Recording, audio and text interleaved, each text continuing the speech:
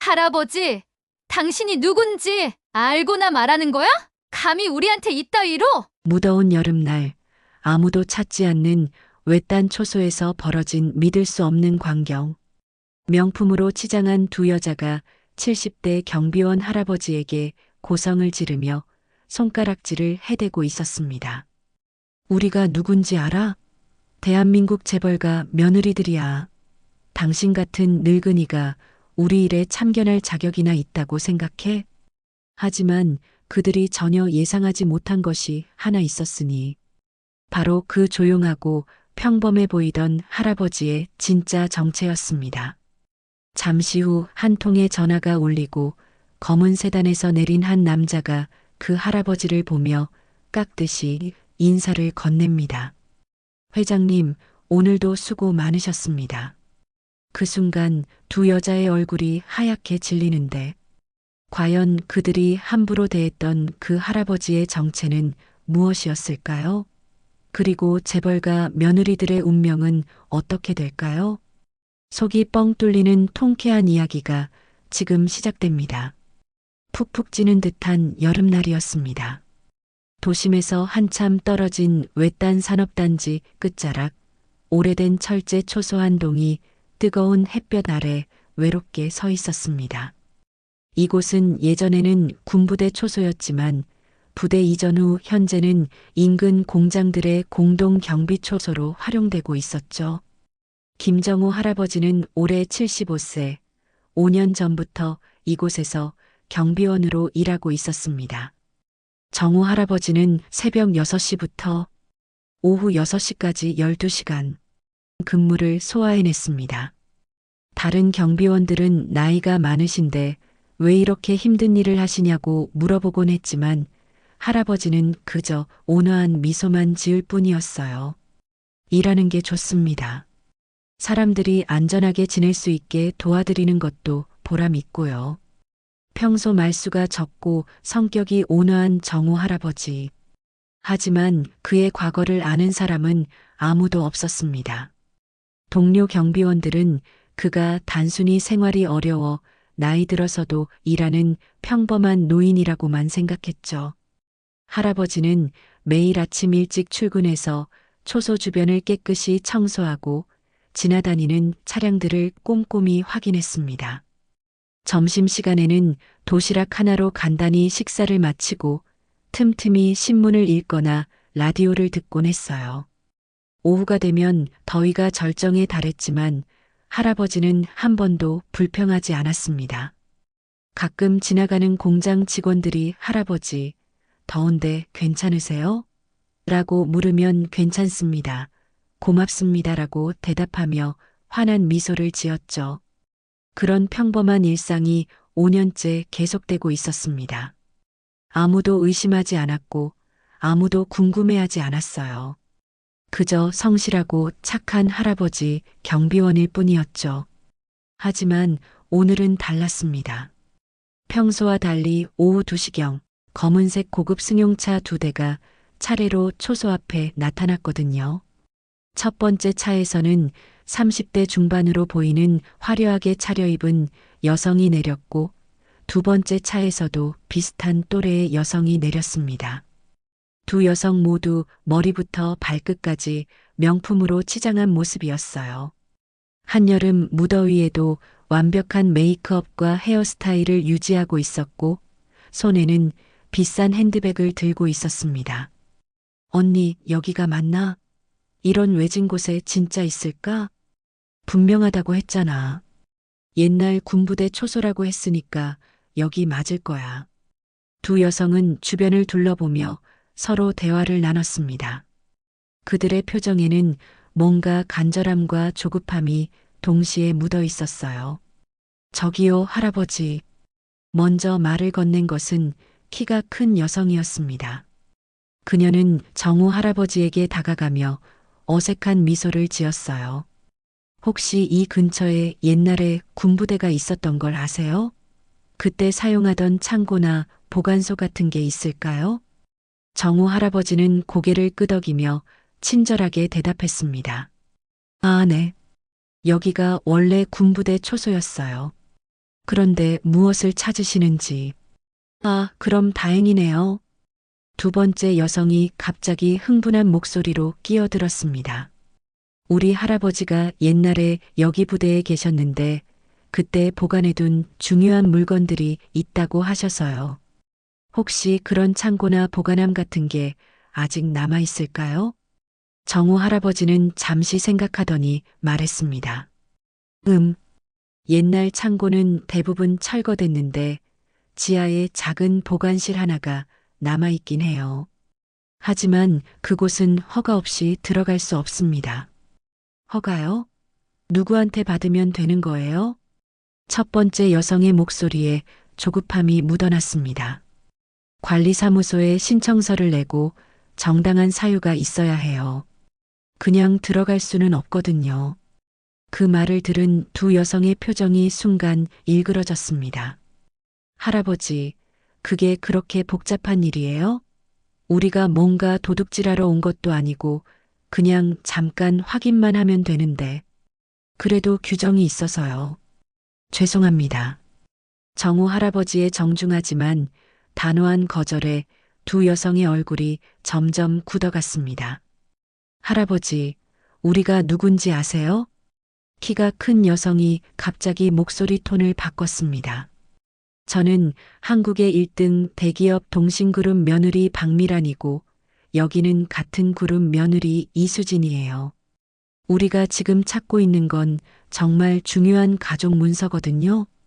그래요, 할아버지. 우리 시아버지께서 돌아가시기 전에 여기 어딘가에 중요한 서류를 숨겨뒀다고 하셨어요. 그게 상속과 관련된 아주 중요한 문서라고. 수진이 간절한 목소리로 덧붙였습니다. 하지만 정우 할아버지는 여전히 고개를 저었어요. 아무리 중요한 일이라도 절차는 지켜야 합니다. 내일 관리사무소에 가서 정식으로 신청하시면. 아, 정말 답답하네. 미란이 갑자기 짜증을 내며 소리를 질렀습니다. 할아버지, 우리가 지금 얼마나 급한 상황인지 아세요? 내일이면 모든 게 끝나버린다고요. 상속 서류 제출 마감이 내일까지라서 오늘 안에 찾아야 한다고요. 제발 도와주세요, 할아버지. 우리가 못 찾으면 수백억 원이 날아가 버려요. 수진도 울먹이는 목소리로 매달렸습니다. 하지만 정우 할아버지는 여전히 차분했어요. 마음은 이해하지만 규정을 어길 수는 없습니다. 정말 급하시다면 관리사무소에 전화해서 긴급 승인을 받아보세요. 그 순간 두 여성의 태도가 완전히 바뀌었습니다. 할아버지, 지금 우리 말을 못 알아듣는 거예요? 우리가 누군지 말씀드렸잖아요. 미란의 목소리가 날카로워졌습니다. 동신그룹이 얼마나 큰 회사인지 아세요? 우리 남편들이 얼마나 중요한 사람들인지 알고 계세요? 맞아요. 우리가 지금 할아버지한테 부탁하는 것도 예의를 지키려고 그런 거예요. 진짜 마음먹으면 여기 관리사무소 전체를 사버릴 수도 있어요. 수진도 거들먹거리며 말했습니다. 그런데 고작 경비원 할아버지가 우리 앞에서 규정 타령이요? 우리가 당신 한 달 월급의 몇 배를 가방에 들고 다니는지 아세요? 두 여성의 말은 점점 더 모욕적으로 변했습니다. 할아버지, 나이도 많으신데 눈치도 없으시네요. 우리 같은 사람들한테 잘 보여야 나중에 좋은 일도 생기는 거 아니에요? 맞아요. 우리가 기분 좋으면 할아버지한테도 용돈이라도 드릴 수 있는데 왜 이렇게 고집을 부리세요? 하지만 정우 할아버지는 전혀 흔들리지 않았습니다. 죄송하지만 제가 할 수 있는 일이 아닙니다. 아, 진짜 답답해 죽겠네. 미란이 화를 내며 고성을 질렀습니다. 할아버지, 정말 끝까지 이러실 거예요? 우리가 지금까지 예의 지켜서 부탁한 거잖아요. 그러게요. 우리가 얼마나 바쁜 사람들인데 여기서 이렇게 시간 낭비하고 있는 거예요? 두 여성의 갑질이 본격적으로 시작되었습니다. 그들은 할아버지를 무시하고 협박하고 모욕하기 시작했어요. 할아버지, 당신 같은 사람이 우리한테 이러면 안 되는 거 몰라요? 우리 한마디면 당신 일자리 없어지는 거 금방이에요. 맞아요. 우리가 관리사무소에 전화 한 통만 하면 할아버지는 당장 짐 싸야 할 거예요. 두 여성의 갑질은 시간이 갈수록 더욱 심해졌습니다. 그들은 이제 정우 할아버지를 거의 하인 취급하며 반말까지 하기 시작했어요. 야, 할아버지. 우리 말 못 알아들어? 지금 우리가 얼마나 급한 상황인지 말했잖아. 미란이 할아버지 앞에 바짝 다가서며 위협적으로 말했습니다. 당신이 고집 부리는 동안 우리는 수백억을 잃고 있다고. 그 책임을 당신이 질 수 있어? 수진도 합세했습니다. 할아버지, 진짜 마지막으로 말하는데 지금 당장 그 지하 보관실 열어줘. 안 그러면 우리도 할 수 없이 다른 방법을 써야 해. 다른 방법이요? 정우 할아버지가 조용히 물었습니다. 우리 남편들한테 전화해서 여기 관리업체랑 계약 해지하라고 할 거야. 그럼 할아버지는 당연히 일자리 잃는 거고. 맞아요. 우리가 그렇게 하고 싶지는 않지만 할아버지가 너무 고집부리니까 어쩔 수 없잖아요. 하지만 정우 할아버지는 여전히 흔들리지 않았습니다. 그렇게 하고 싶으시면 하세요. 하지만 규정은 지켜야 합니다. 뭐라고? 진짜 끝까지 이럴 거야? 미란이 거의 소리를 지르며 화를 냈습니다. 당신 지금 우리를 무시하는 거지? 고작 늙은 경비원 주제에? 할아버지, 정말 후회할 거예요. 우리한테 이렇게 하면 안 되는 거라고요. 두 여성은 이제 완전히 이성을 잃고 고함을 질러댔습니다. 하지만 그 순간 예상치 못한 일이 벌어졌어요. 정우 할아버지의 휴대폰이 울린 것입니다. 잠시만요. 할아버지가 전화를 받자 상대방의 정중한 목소리가 들렸습니다. 회장님, 오늘 마무리 업무는 어떻게 하시겠습니까? 3시에 이사회 보고가 있어서요. 아, 그래요. 조금 이따 연락드릴게요. 할아버지가 전화를 끊자 두 여성이 비웃으며 말했습니다. 뭐야, 할아버지도 사장님 흉내 내고 싶은 거야? 이사회 보고라니 웃기네. 맞아요. 경비원 할아버지가 무슨 회장님이래. 정말 웃겼어. 하지만 몇 분 후 그들의 비웃음은 완전히 멈춰버렸습니다. 검은색 고급 세단 2대가 초소 앞에 나타난 것입니다. 첫 번째 차에서는 정장을 입은 중년 남성이 내렸고 두 번째 차에서는 또 다른 정장 차림의 남성이 내렸어요. 그들은 모두 정우 할아버지를 보자마자 깍듯이 인사를 했습니다. 회장님, 수고 많으셨습니다. 회장님, 혹시 불편한 일이라도 있으셨습니까? 두 여성은 그 광경을 보고 잠시 당황했지만 곧 코웃음을 쳤습니다. 뭐야, 저 사람들도 할아버지랑 짜고 연기하는 거야? 그러게요. 할아버지를 회장님이라고 부르다니 정말 우스워. 하지만 그때 정장을 입은 남성 중 한 명이 정우 할아버지에게 서류 뭉치를 건네며 말했습니다. 회장님, 오늘 오후 이사회에서 결정하실 안건들입니다. 그리고 동신그룹 인수건도 최종 검토가 필요합니다. 그 순간 두 여성의 얼굴이 하얗게 질렸습니다. 동신그룹, 인수? 미란이 떨리는 목소리로 중얼거렸습니다. 또 다른 정장 남성이 계속 보고했습니다. 네, 회장님. 동신그룹 경영진들이 자금난으로 매각을 원하고 있어서 저희가 인수 조건을 검토 중입니다. 내일까지 최종 결정을 내리시면 됩니다. 정우 할아버지는 고개를 끄덕이며 말했습니다. 알겠습니다.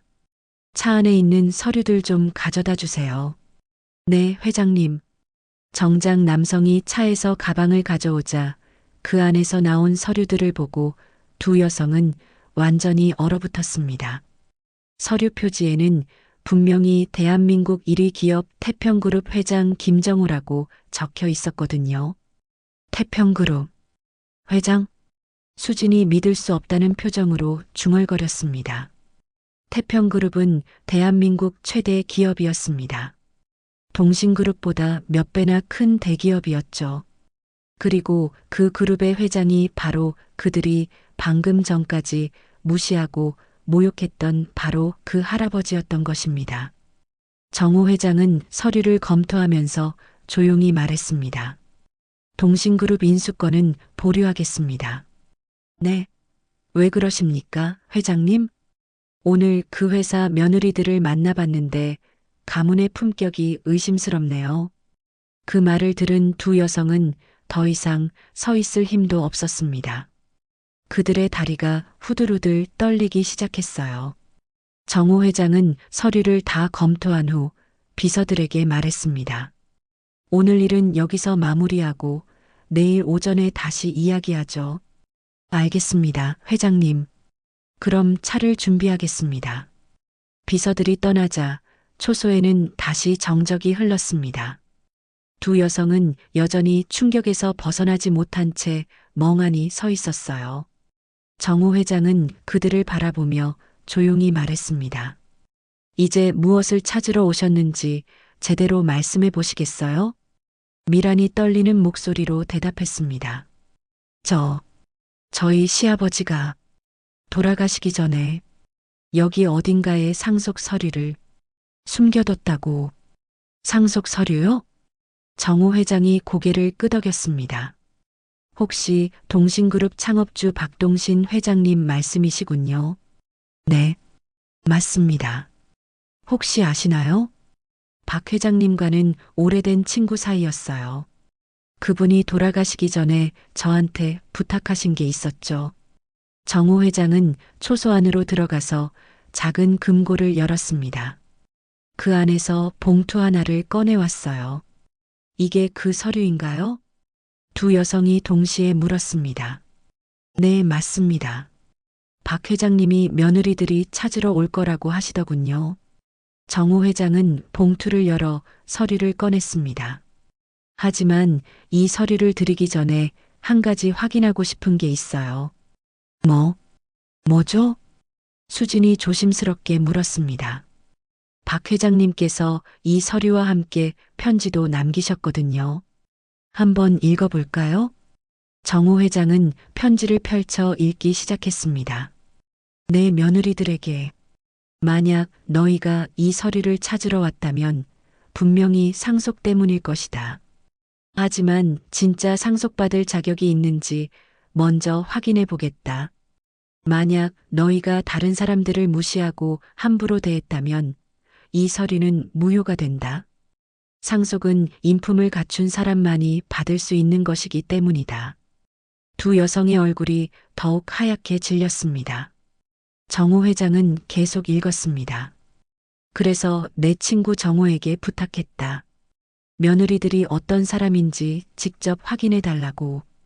만약 그들이 예의를 지키고 겸손하다면 서류를 주되, 만약 오만하고 남을 무시한다면 서류를 태워버리라고. 아니에요. 저희가. 미란이 울먹이며 변명하려 했지만 정호 회장은 손을 들어 말을 막았습니다. 오늘 여러분들이 저에게 한 말과 행동을 모두 봤습니다. 저를 경비원이라고 무시하고 돈으로 위협하고 나이 많은 사람에게 반말까지 하셨죠. 정호 회장의 목소리는 차분했지만 그 안에는 깊은 실망이 묻어 있었습니다. 박 회장님께서 우려하신 게 맞았네요. 두 여성은 이제 완전히 절망에 빠졌습니다. 수진이 눈물을 흘리며 무릎을 꿇었어요. 죄송합니다. 정말 죄송해요. 저희가 너무 급해서. 제발 한 번만 기회를 주세요. 미란도 마찬가지로 눈물을 쏟으며 사과했습니다. 회장님, 저희가 잘못했어요. 정말 몰랐어요. 제발 용서해 주세요. 하지만 정호 회장은 고개를 저었습니다. 용서는 할 수 있어요.